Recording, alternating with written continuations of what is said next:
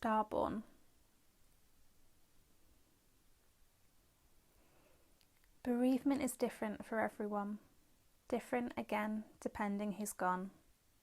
Anger, sadness, confusion, grief, fear, pain, anxiety, depression, relief. Relief is a strange one to be on that list, but it's the first thing I felt. Let me give you the gist. No more pain, no more suffering, I could hear no more wheeze, your body at rest, your soul now at peace. This is my story of some of your fight, how I fought so hard for you with all of my might. Some of the things that people don't see, my hardest memories known just to me. A bereaved parent's pain is hard to bear. Most people would rather pretend it's not there.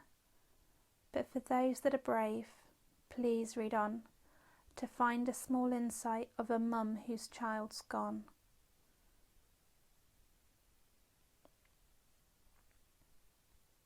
Walking the corridors at 10 at night, last brief moment of levity before endless fight, I could see the reality drawn on their faces. Thud, back to earth, I feel my heart racing. You're lying in bed, trying so hard to stay awake. I pause in the door, see you there, feel my heart break. Not all at once, shattering in thousands of pieces. It starts slowly, pulling out at all of the creases. It doesn't stop there, this rack just keeps going. I wish it would stop, but there's no way of knowing how long I'll be stuck in this limbo, clinging to what's left whilst wishing you'd go. I tell you now, it's okay to sleep. The words catch in my throat as I try not to weep. You can't be scared, I have to be strong. But looking at you, I desperately want you to hold on. I hear the TV make a noise behind me. It's coming from Pepper, did it have to be?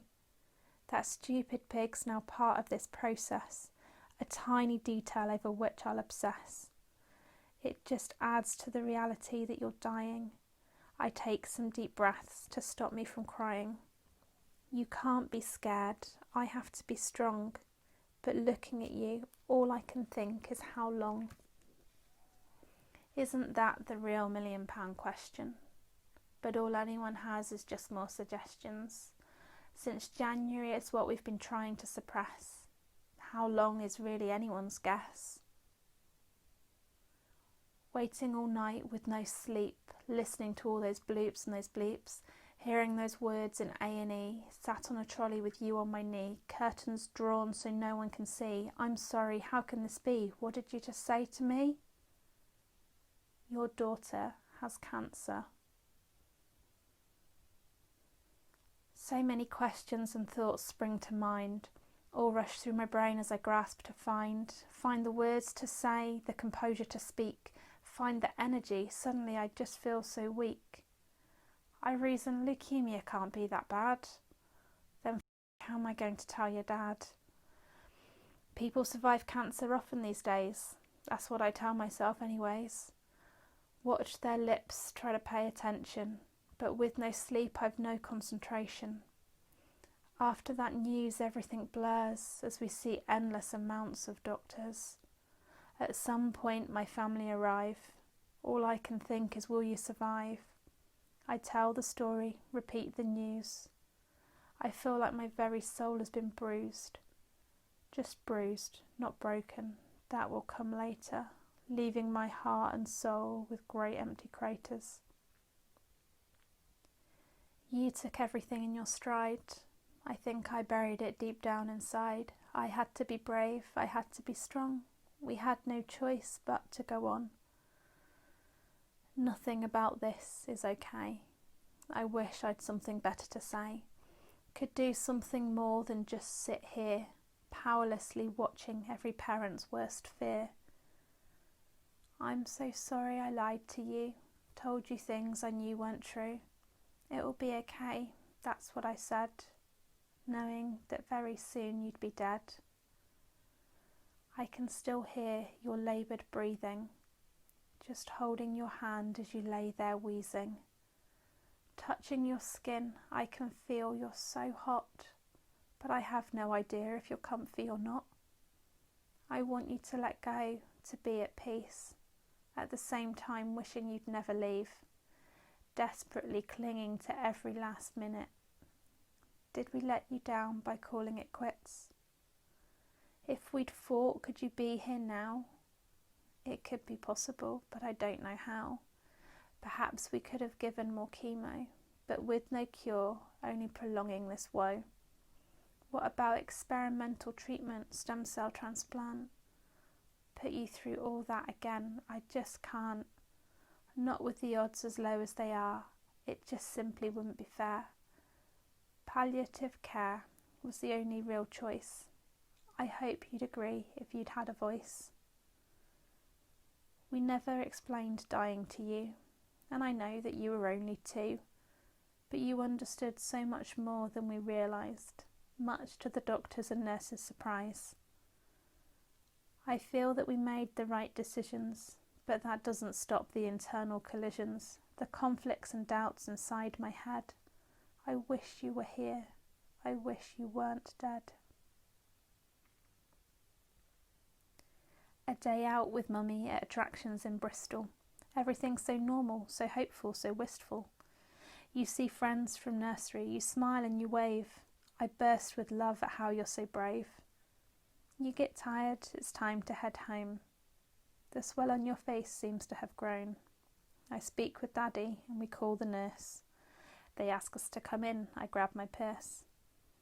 Hold on to your trousers, up in the lift. Your wigglies are working, there's a small gift. It's the end of the day, the nurses go home. Come back tomorrow when the results are known. Just me and you for routine checks, we thought. If we'd known any different, of course we'd have brought Daddy with us so he was there too. But quite simply, neither of us knew.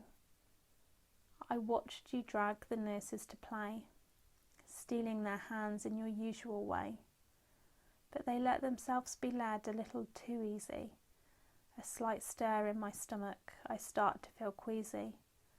The doctors have news, insist on a side room. I watch you and the nurses with impending doom. Time slows down, the walls close in. I prepare myself for the news they're about to give. Whatever it is, I know it's not good. Grasping for anything that could mean this news isn't the worst, that there might be something I haven't seen first. The cancer's back, that's all I hear, and I know this time the end is near. I remember back to first diagnosis, look at the doctors, clench my fists. Not in anger, I'm not feeling mad, trying to hide the tears, block out the sad.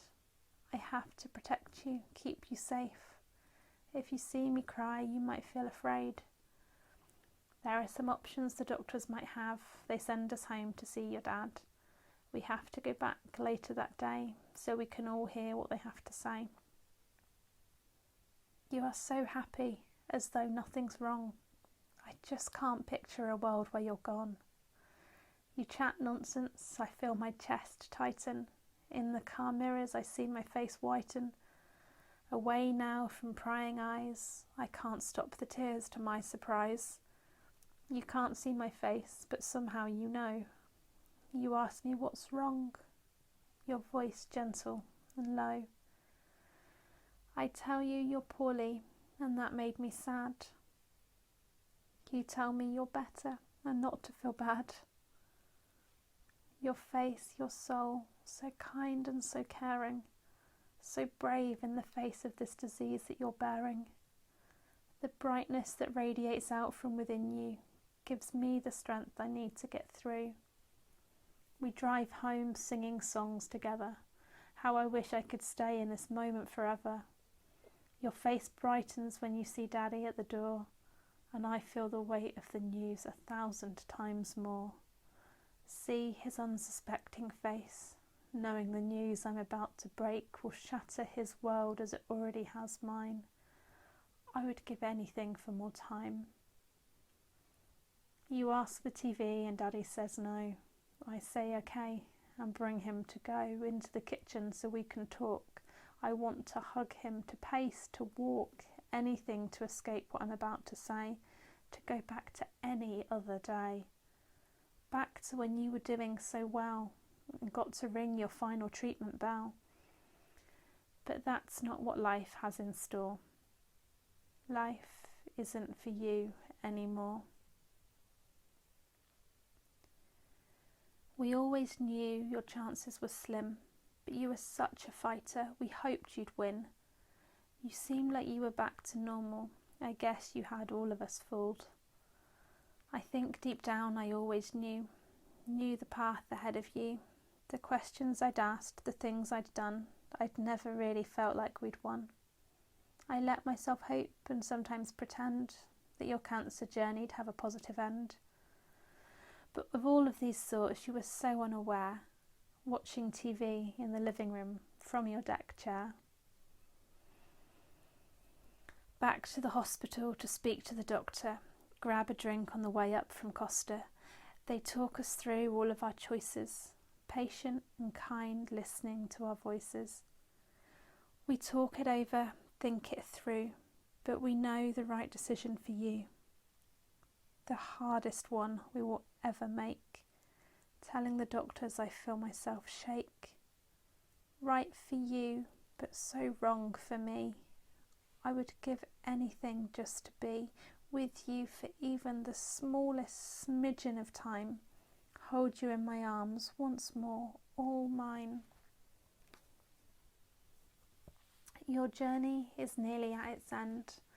I lay around you, my body bent, contoured to yours but carefully not touching, just holding your hand, our arms gently brushing.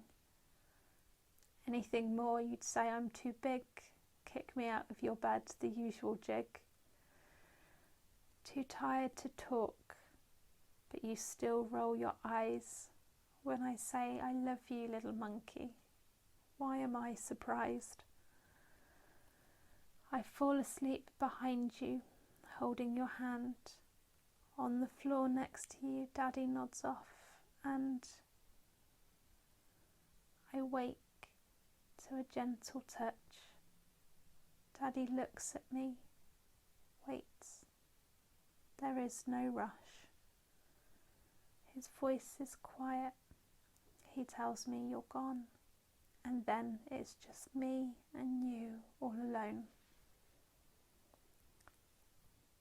Time stands still. I'm not really aware of the immense pain crushing down that I'll soon have to bear. The nurses come in to check I'm okay, knowing that there are no words they can say.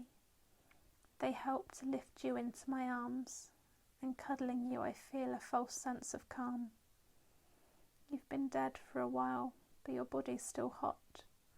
I don't know whether to believe it or not. How can you be gone? How can it be true? What is a parent supposed to do? I notice that Grammy and Mumar are near. I don't really know when they got here. The doctor arrives to do time of death. She treats you with the greatest compassion and respect. She shines a small torch in your lifeless eyes, looks at her watch and writes the time that you died. It strikes me that this time is wrong. You've already been gone for far too long. The nurses walk with you and me down to Starborn. I lay you down on the bed, physically torn. This is the last time I will ever hold you. I can't think about that, else I won't be able to do the things that you most need from me now. I find all the things, but I don't know how. It's now just you, me, Grammy and Mumar. Time for us to give your final bath. Washing away the sweat and the blood, rinsing off all of the soapy suds. Patting you gently dry. I don't feel the need to cry. A sense of calm, reflection and peace.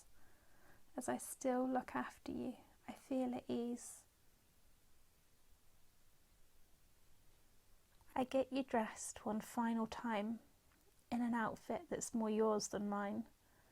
A princess dress with a petticoat, one that always had your vote. A pink knitted cardie with a missing button, and pink pretty tights mustn't be forgotten. A little bit of mummy and daddy in your beautiful cloth rocks Batman nappy. Finally, sparkly shoes on your feet, making your final outfit complete. You are my beautiful sleeping princess. I stay with you and gently caress, stroke your cheek, kiss your hair, sit still by your side and simply stare, trying so hard to understand while I stroke your now cold little hands. How is this my new reality? How is this what's meant to be? I stay with you for the whole day, too scared to leave and go away. I bring your soft toys into your new room, one for everyone, though you're gone too soon. The next days and weeks become such a blur, speak with so many people and confer, making plans for your final goodbye, choosing the coffin in which you'll lie. Everything is perfect and beautiful for a reality that is just so cruel. Even though I know you're not here, your light and radiance help me to steer on the right path with my head clear, as long as I keep your memories near.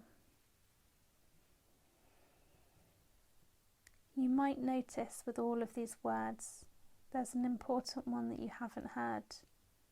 My beautiful Ripley, I've not said your name. And I agree that it's such an awful shame, but that's because neither does anyone. They find it too painful now that you're gone. I won't forget you, though you're not here. That others will is now my worst fear. I love you, and that doesn't stop because you're dead. It just morphs into a new love instead. You are now part of everything I do, and everything is part of my love for you. You will live on in all of us, long after our bodies have turned to dust. Our final farewell and tribute for those that don't know you. Ripley, Olive, call us forever too. Much wiser than your years, more empathic than your peers, as feisty as your namesake. Without you here, our hearts ache. Eternally, our daughter.